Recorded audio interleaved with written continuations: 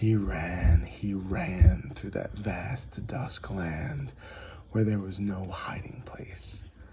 Once the Gebeth, in its hoarse, whistling voice, called him again by name. But though it had taken his wizard's power thus, it had no power over his body's strength, and could not make him stop.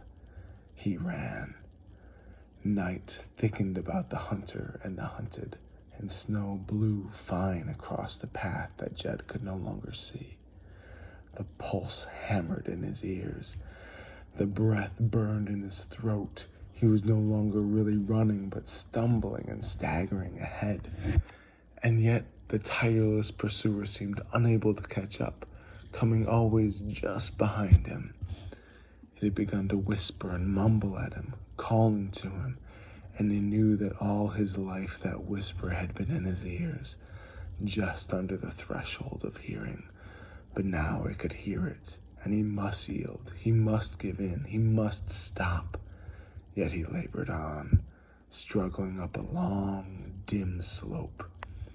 He thought there was a light somewhere before him, and he thought he could hear a voice in front of him, above him somewhere, calling, "Come, come." He tried to answer, but he had no voice. The pale light grew certain, shining through a gateway straight before him. He could not see the walls, but he saw the gate. At the sight of it, he halted, and the Gebeth snatched at his cloak, fumbled at his sides, trying to catch hold of him from behind. But with the last strength in him, Jed plunged through that faint, shining door. He tried to turn and shut it behind him against the Gebeth, but his legs would not hold him. He staggered, reaching for the support. Light swam and flashed in his eyes.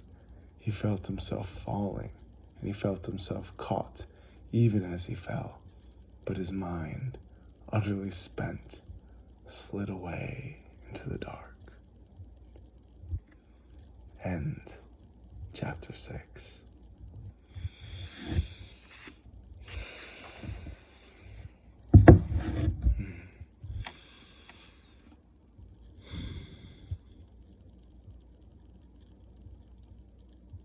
Good night, my river. I'll see you in my dreams. And I pray that you see me in yours, and that you feel me on the wind in the day and in the morning. Good night.